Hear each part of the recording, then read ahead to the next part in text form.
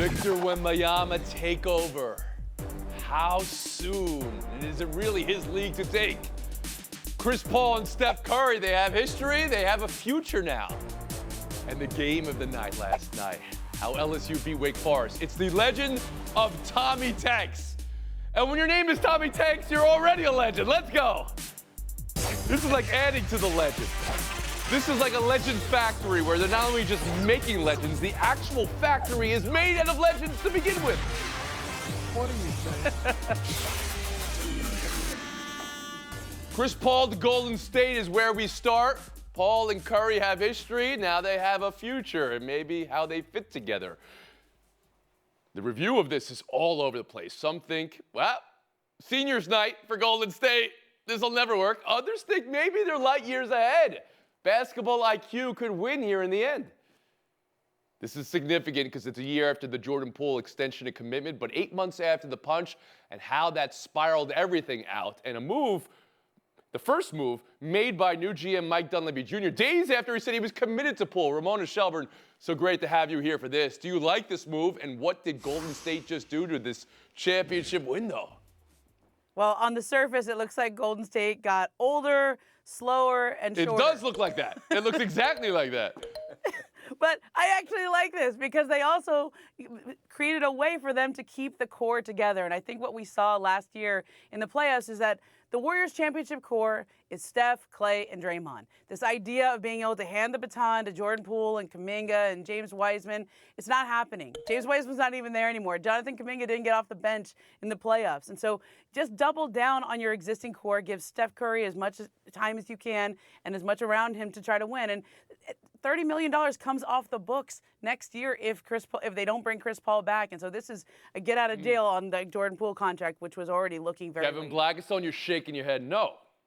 Well, I mean, I just don't know how this helps them in the long run. This is only a short-term effort to pry open a window that is really, I think, already closed. I mean, what you lost in Jordan Poole was not only your future and not only 20 points a game, but obviously you didn't have trust in the fact that the more you gave him the ball, the more he turned it over, the less assists that he had. He's a shoot first, score first point guard and not a guy who necessarily runs the show. And so in Chris Paul, you get a guy who doesn't turn the ball over. He has a PhD in basketball management. He's not going to score as much. He's going to distribute it a lot more. And so you have that comfort level in a real professional. But does that get you by Denver? I don't think so. Emily Kaplan on the move, whether you like it or not, and what it does to this contending window Golden State has. It was inevitable. Jordan Poole had to go. One part because of that locker room stuff, but also because of the money, because of the new CBA that takes in effect July 1st. The Warriors were going to get absolutely crushed by their salary cap and luxury taxes.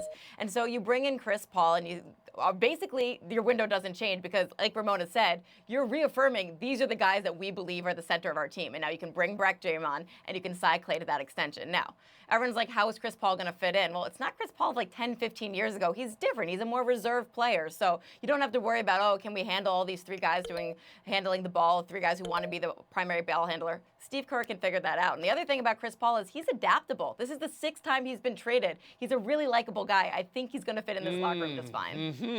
Likable? Well, Draymond and Chris Paul do have a history. I mean, I would say everybody, I mean, the amount of... Me and Woody have a history. We can get along. Yeah. Woody Page, how about you? Emily, of course he's been adaptable.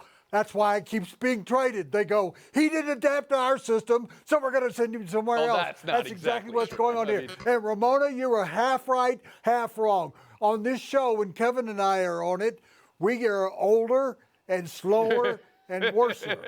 And that's exactly what's happened to the Warriors. This is a terrible deal. The dynasty has died if they think that Chris Paul's going to come in there and make a big difference. Last season, during the course of the season, the Warriors had the 6th fastest pace on offense in the league. Guess what? Chris Paul was involved in the 6th slowest pace in the league. You think he's coming off the bench when he's been a starter for his entire career and he's going to speed up the pace for the Warriors? No, Ramona, please respond to the very good points Woody made. Look, Woody, Kevin, you guys have aged very gracefully on this show, and that's what the Warriors are trying to do too. Steph Curry's 35, you guys. I know he looks Gracefully. like he's 12 still, but he's 35. But Chris Paul's do NBA 38. teams You don't play as fast as you Are they used to. allowed Like, to when they age played the- gracefully? Do dynasties Yeah, you just don't play as age fast as you gracefully, or used do to. they just end? You know, that's the question we're going to see play out in real time, maybe next year, or maybe not. Yeah. Kevin, you were ready to throw a parade for the Washington Wizards just over there last week. Please, you've got 10 seconds. Let's do it. It's so good to be back in the association. My goodness, this team was one of the losingest teams of the last 15 years, taking other people's parts and trying to put together a winner. Did not work. So thank goodness they've got a new three-headed front office management to decide to drop a bomb on this thing Okay. and bring it down to They the dropped a bomb. Did they get better or did they get funnier is the question I would ask. But we're going to wait for another time to answer that. We'll move on. Kristaps Porzingis to Boston and Marcus Smart to Memphis. This trade fascinating as well. Two teams that think they're close. Celtics, finals 2 years ago, a game away last year, and now changing their starting lineup and part of their DNA, and enter Porzingis, unicorn or former unicorn, depending on your view. Ramona, back to you again. What did the Celtics just do, and are they better now? I don't think they're better. I think this is a real study in taking the heart and soul off a team. Losing Marcus Smart is a really big hole for the Celtics staff to fill. And I know they looked at their roster and said, we have too many guards. We need to add some bigs. Porzingis is a big, but he's really a shooter. He's not a rim protector. Remember back when he had to get taken off the court for Boban Marjanovic to protect the rim against the Clippers? I mean, that's not really adding a big here. This is just adding a big who can shoot. And so I don't know if I like this for Woody Boston. Page. Yeah, adding a big tub is what they're adding. Once again, I have to be the truth of reasoning here by saying this is not a good deal for the Boston Celtics. Williams, if he could stay healthy, would be the guy in the middle that they could depend on all the time. Horford's getting older, and you bring in Porzingis, who really hasn't been, he had a good season, I'll give you that, but he hasn't been a dominant player since he came into the league. Not at all. He's just going to fill up space. Marcus Smart's going to go to Memphis and be the mature voice there and maybe the guy that turns Moran around. I don't know any way you can take the heart of the Celtics, just rip it out like in an Indiana Jones movie. Emily Kaplan. I like the reference. Yeah, Temple of Doom. I like the reference too. Look, okay, if you make it to the Eastern Conference Finals at least in 5 of the last 7 seasons, you feel like you're stagnant and you need to do something to shake things up. This shakes things up, right? Like, I love Marcus Smart as a player, I really do, but they probably traded him just as his decline was coming. In Kristaps Porzingis, you're breaking a gamble, an injury-prone player for a team with a lot of injury concerns, but it's just 1 year and see if it works out. He's going to take a lot of pressure off of Tatum and Brown. He's going to really open things up for them. It's a 7'3" guy who's super efficient last year, who's shooting nearly 40% from three. You can't leave him open on the three-point line. I really like this as a risk, and I think more teams should do things like this. Kevin Blackstone. The question is where is the overestimation in this deal? Are you overestimating what Porzingis did last year for the first time in his career? He had his best career because he stayed healthy the longest, or are you overestimating underestimating what Marcus Smart meant to your team? I mean, he was the glue. He was the soul of that franchise. He was the guy that made it happen. He was the tough guy. And now he's gone. And so who's going to fill that role for him? It's not going to be Porzingis. Is it going to be Tatum? People have criticized him for not necessarily being a leader. Is it going to be Jaylen Brown? Maybe. We'll see if he Ramona, wants to you take want to address that mantle, real but quick, he's been please? You concerned can get about back getting in. out of there. Yeah. I mean, you know what the Celtics did all last year when Joe Mazzulla took over is they chose offense over defense. That's what they did again in this trade. They just traded Defensive Player of the Year to Memphis to play with another Defensive Player of the Year and got back Kristaps Porzingis, who does not play a lot of defense. From Memphis' perspective, we heard from Woody on the injection of Marcus Smart. Kevin, do you think Memphis levels up here with Marcus Smart now on roster? Oh, absolutely. I agree totally with what Woody said. I mean, this is a team where you've questioned their maturity. You got rid of a guy who you thought was a problem, who was a defensive guy primarily, and you bring in a guy who is not that problem. And you bring in a guy who is not fake tough. I mean, this is a guy who grew up in a tough part of Dallas. He knows what it's like to be, to be tough. He was a McDonald's All-America. He was a star at Oklahoma State. He's been a star in this league. He adjusts his game, and he's a leader. And that's exactly what the Grizz need. When you're talking about meshing personalities, Ramona, can I ask you from that perspective first, just as much as on the basketball level? I mean, you could not have drawn up a better person for the Memphis Grizzlies to go get than Marcus Smart.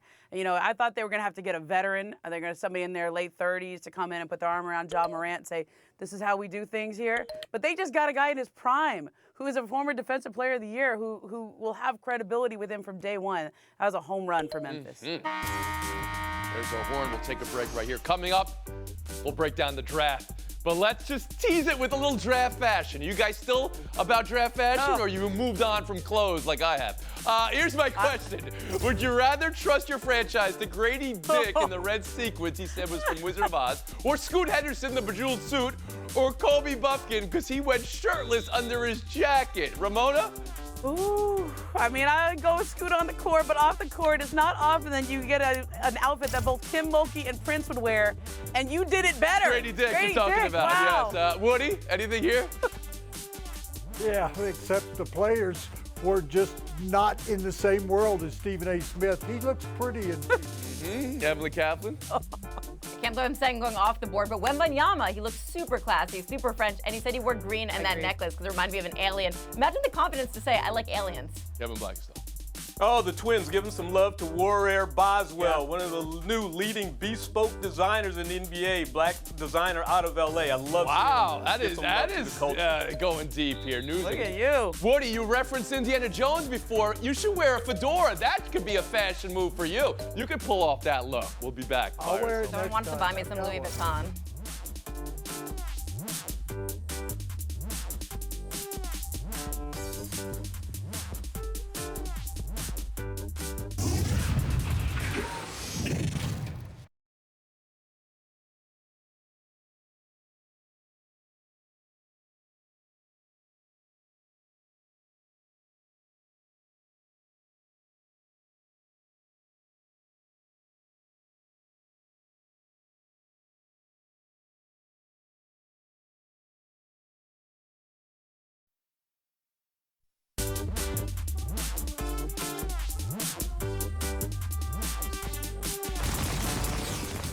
Victor Wembanyama's moment. He called it a dream come true. And now the fun starts. San Antonio again, an epicenter for the NBA. Could Wembanyama be the next Robinson or Duncan? It's ludicrous that the hype and the ceiling may be higher than that. And how long might it take? Number 2, Brandon Miller, Charlotte. Hugo the Hornet. You good? Scoot Henderson, 3 to Portland. Amen Thompson, 4 to Houston. Arthur Thompson, 5 to Detroit. Momo, your takeaway from that top 5 last night. Oh, I'm so excited for the Wembanyama era to begin in San Antonio in like 3 years. Okay? This isn't LeBron when he scored 26 points and played 42 minutes in his first game.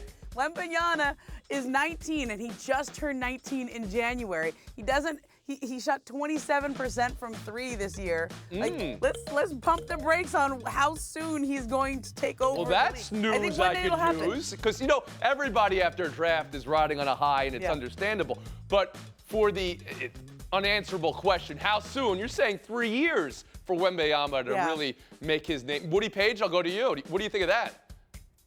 No, I don't believe that. I think it'll only take this first rookie season. With the coach he has and the ability of that organization to pull people together, I think they're going to be a terror right away. But I was really interested in how the Hornets forced that second pick. They didn't go after the best player. They went after a need, and I think that's always a mistake. I think Portland really got in Henderson someone that will keep Leonard there and that they can, I think, combine as Emily Kaplan. backcourt. Yeah, I can't believe I'm saying this, but I'm with Woody. I love what Portland did. Like, all year we've been hearing Scoot Henderson's the number 2 pick. In most years he would be number 1. When the team above you makes a strange choice like that, you have to go for the best player available. And I know that Dame says, I don't want to play with teenagers anymore, but he doesn't have any much leverage in a trade as he thinks. You get the best player available, and then you figure it out. And Kevin Blackstone. You know, I'm a little surprised that the Detroit Pistons participated in the draft yet again with that number 5 pick. You know, Troy Weaver's done a great job out there assembling a lot of young talent. They got to love young talent. What he should have done is traded that number 5 pick for someone who was sparkling in his eye, DeAndre Ayton, and bring a defensive force to all that offensive firepower he's got up there. Ramon, I want to go back to you on the 2 and 3 of this draft. Yeah. Look, Scoot is a great player, but there's this talk like Dame Lillard has been at all the workouts and he's in touch with Scoot. And now, he happened to work out in the mornings when people were there, but this idea that he's really excited to add another, to go young and add another teenager. No, he wants them to make the team better. He wants to win. He's getting older, and I think they're playing with fire here, trying to have it both But did ways. Charlotte at number 2 go for need, or do you think Miller could be the better player? I mean, is that I actually think, I know a lot of personnel people who really like Brandon Miller, but I think Charlotte, in terms of, they don't need another teenager either. They have a young group that played really well after the trade deadline. LaMelo Ball is going to be back. I would have traded that. Here's the thing. When you get draft players, not they're seeing another typically teenager. young. That's what usually happens when you draft players. Hugo the Hornets' reaction, though. What did Hugo know, and when did Hugo know? We'll move on. Game of the night, Wake Forest, LSU. Here we go. That somebody had to go home after this game is cruel. Wake thought they had something in the 8th inning. That is an all-time play from all parties involved to keep it scoreless. So we go to the 10th, and here we are. In the 11th now, still 0-0, when Tommy White becomes a legend. And you already know Tommy White because he's Tommy Tanks, who had one of the great freshman seasons of all time when he was at NC State, but now he's at LSU, and that walk-off 2-run home run sending the Tigers to the final. LSU, Florida starts tomorrow, but first, after that instant classic and on Tommy Tanks, Woody, what did we just witness? Thanks for the memory would be my first thought. The way that LSU has played and they beat up on. Give me some break here. The way they beat up on my Vols all season long, you could tell it's a great team. They got 2 guys that are going to be in the top 10 in the Major League draft. So, I mean, this team's pitching staff is going to create real problems for the Gators. Emily Kaplan. You have an incredibly hyped pitching duel, 2 projected top 15 picks, and they on short rest, and they somehow exceeded it 0-0 into the 11th inning with aluminum bats. That's insane. I went to the bullpen. I called up Mike Monaco. He's been in he's been in Omaha calling these games. Mike Monaco deserves his own city. He's incredible. You should both listen to the play-by-play. And he says Florida is lined up perfectly because all of their starting pitchers are on great rest because they've been off since Wednesday. So that's a storyline to follow. Kevin Blackstone. Yeah, but the thing about the Tigers, they got the player of the year, they got the pitcher of the year, who won't pitch ostensibly the first 2 games, but he would be there for game number 3. And the rest of their pitchers have been outstanding. I mean, what, they lose 1 game during this playoff run right now? I mean, these guys are smoking. Must-win game, must-win game, must-win game, and that's how they get to the final. Did it. But also, what we just witnessed was a walk-off home run to get there. Ramona Shelburne. I mean, the walk-off home run is what you're going to show because you like offensive highlights. But, oh, my gosh, the play at first with the squeeze all bunt, right. Trey Moore, like, that to me is up there. Like, this is a ridiculous. Derek Jeter on that play where he turns, the iconic Derek Jeter play.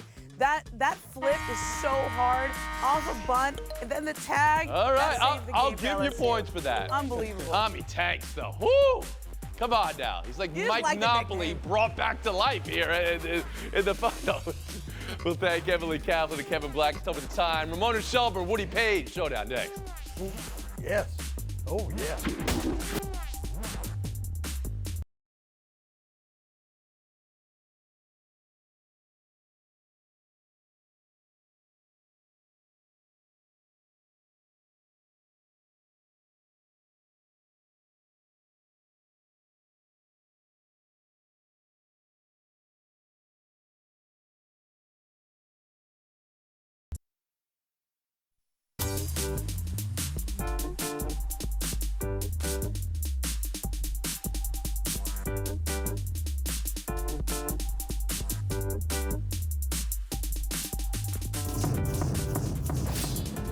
Ramona, Woody, good luck in showdown. The best team in baseball is benching their best player. Tampa Bay Rays sitting Wander Franco down for 2 games. Here's what manager Kevin Cash told the Tampa Bay Times, that it's due to the way he handles his frustrations and not being a better teammate. Franco I mean, he's going to be a Ray for life. 11 years, $180 million deal is what he signed. Do you think a benching like that is a helpful thing or a hurtful thing in their relationship, Ramona? I think it's a really helpful thing. I would think the Dodgers wish they could do that with Yasiel Puig if they could go back again in time. Okay. Ramona, it's harmful. You've got the best team in baseball. You've got a great player. Why don't you just handle it in-house instead of benching him? How about sitting him down like my father would do with me? I'm sure they have, and it's not working. Point Ramona Shelburne. Showdown 2. We have a 11-game winning streak versus an 8-game winning streak this weekend. You don't get that often. Cincy putting the big one on the line versus Atlanta. Woody, can the Reds keep it going tonight? Can they keep it going all weekend? How important is this series for Cincinnati? Yes, of course they can. When they bring back Votto and the youngsters they have, De La Cruz, the fastest man in baseball, after watching them just drum the Rockies over the weekend, sure, I think they can keep it alive. Ramona Shelburne. You know, they already did this once, and the Braves swept them. Everything was a 1-1 game, but I think Atlanta is the team you got to knock off. Cincinnati's had a nice run, but Atlanta wins this series. I'll give the point to Woody just to make this interesting. Going into Showdown 3, I just saw this story on ESPN.com. I want to get your take on it. It's about the Ocean Race, which is a 6-month round the world, some might say around the Horn, sailing race, interrupted by orcas. And now this is near and dear to a story we did in FaceTime last week. The Dutch yacht was in the Strait of Gibraltar and was rammed by the orcas. And here's video. Last week, an article in The Atlantic had the gall to question these magnificent beasts, nature's smartest and best dressed. Ramona, I ask again, whose side are you on, the orcas or the boats? I mean, I think I'm on the boat side now. The orcas are getting too good at this. This is happening a lot now, and they've learned, and they're teaching each other what to do. Oh, Ramona, you have to understand this was a well-orchestrated maneuver by the coming up to the boat and pushing it aside. We are Team Orca on this show. There's a word for what boats do when they're around orcas. It's called trespassing. Let's go. You know what grinds my gears is teams that keep bringing in position players to pitch in blowouts. Don't do that. Create a designated pitcher. He would pitch in the bullpen. He would pitch during the game at the end, and he'd be an extra guy on the team. Thank you, Woody. We'll see you Monday.